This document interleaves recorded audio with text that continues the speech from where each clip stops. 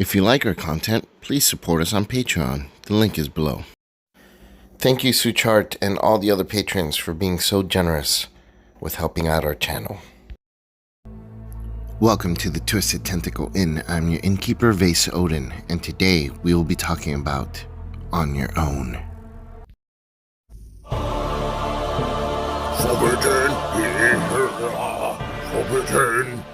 Forbidden. Keith from the BigStupidGrin YouTube channel asked me to do a deep dive into On Your Own, so I decided to do just that. And if you haven't checked out his YouTube channel, I highly recommend you do so, as he has some great Arkham Horror content, and I'll link his channel below. On Your Own is a 2-cost asset from the City of Archives Mythos pack. It costs 3 experience points to purchase, it has 1 willpower icon, it has the talent trait. Text reads, limit 1 per investigator, discard On Your Own if you control an asset that takes up an ally slot. When you play an event, exhaust On Your Own, reduce that event's cost by 2. So basically, once per round, you can reduce the cost of an event by 2. The tricky part about this card is that it incentivizes you to take expensive events in your deck, and if you don't draw this card early, you're going to be struggling to pay for those events, since survivors are not exactly known for high resource generation. The exception, of course, being Wendy, who has access to rogue cards and can probably pay for expensive things anyways. But the card itself is not cheap to play either, and at 2 resources, it's a big investment, and being able to use it once per round means you have to use it at least twice to break even, at least in terms of action economy, and 3 times for it to actually be a benefit. Making things even more challenging is that to help ensure that you get it early, you're going to need 2 copies of it in your deck, putting you at a 6 experience point investment. Also, a lot of decks either revolve around or depend on 1 or more allies as a big part of their strategy. Forcing you to have no allies in play is a really big ask, especially since allies are some of the best cards in the game. So, what do you give up by having no allies in play? Let's look at some allies and determine that. For the sake of time, we'll just stick to mostly survivor allies. Peter Silvestri, one of the best allies in the game, actually one of the best cards in the game, both the level 0 and the level 2 versions. That's a tough one to give up. You're also giving up Madame LeBranche, Stray Cat, Aquina, level 1 and 3, Guiding Spirit, Jessica Hyde, kind of the sister to Peter Silvestri, Miss Doyle, which also comes with 3 more allies, Yaoto, and then a few others that are from other card pools. And there are some really good ones like the Guard Dog, the Beat Cop that are standard in a lot of survivor decks. And of course, Leo DeLuca, who's one of the strongest cards in the game as well. One thing that's good about On Your Own is that it does make Dark Horse decks easier to manage, allowing you to still play events without worrying about their cost and keeping the ability on Dark Horse triggering. The issue here is that a lot of Dark Horse decks depend on Madame LeBranche from the Phantom of Truth Mythos pack and Fire Axe from the Dunwich Legacy Deluxe expansion as combo pieces, and having On Your Own in the deck puts a big dent in that combo. If you're not familiar with what a Dark Horse deck is, basically a lot of survivors work really well with building around a card called Dark Horse. It can be found in the Undimensioned and Unseen Mythos pack. Basically, you want to keep at 0 resources as much as possible to benefit from the +1 to all your stats. So you can see how a card like On Your Own can facilitate such a strategy by reducing the cost of events by 2 resources.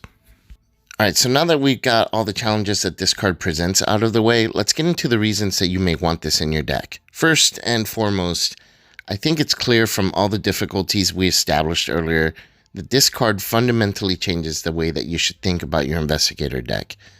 This is one of those cards that impact your deck so much that you basically need to build around it once you made the decision to add it in. By adding On Your Own into your deck, you're basically saying, challenge accepted. Alright, let's look at some survivor events that would benefit from pairing with On Your Own. Look What I Found, Cunning Distraction, Dumb Luck, Fortuitous Discovery, Oops, level 0 and level 2, Perseverance, Trial by Fire, Waylay, Against All Odds, Close Call, Eucatastrophe, Fortune or Fate, Infighting, Will to Survive, True Survivor, and Snare Trap. If you can trigger it every round, having On Your Own in play is equivalent to gaining 2 extra resources every single round. This is very powerful, and there's no card in the game that can grant you that. Plus, remember that Resourceful from the Path to Carcosa Deluxe set can allow you to recur those events and get even more bang for your buck. Speaking of which, the combo with Will to Survive and Resourceful is also really powerful, and this card can make it happen over and over. Here's how it works. You play Will to Survive, reducing its cost by 2 using On Your Own, allowing you to take skill tests for the entire round without drawing any Chaos tokens. You'll then play Resourceful during one of those skill tests, which you know you'll pass because you won't be drawing any tokens, to get back your Will to Survive into your hand. The next round, you play True Survivor, reducing its cost by 2 using On Your Own, and pick up Resourceful out of your discard pile back into your hand, and you can repeat the process, taking full rounds without having to draw any Chaos tokens. Pretty powerful combo. It does take a lot of pieces for it to work properly, but it is something that can certainly be pulled off much easier with On Your Own. Otherwise, the cost of doing this combo would be 7 resources every 2 turns, which would have been very prohibitive. But with On Your Own, it's only costing you 3 resources every 2 rounds, which is most definitely doable.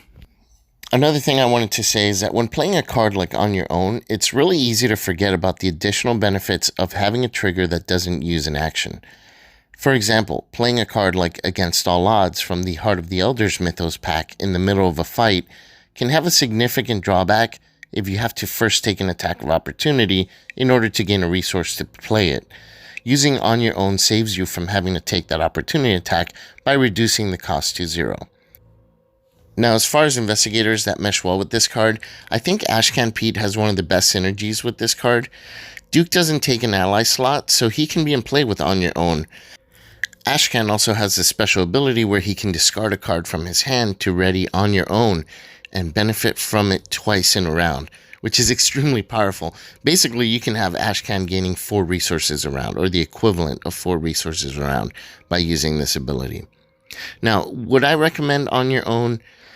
I wouldn't recommend it as a general choice for most decks. This is a card that requires forethought and planning in order to make it work properly. If you can manage the requirement properly, it can be a very powerful combo card and make for some interesting builds. And that does it for today's video on Your Own. I hope you found this video helpful. If you have any questions or comments, be sure to leave them down there in the comment section down below.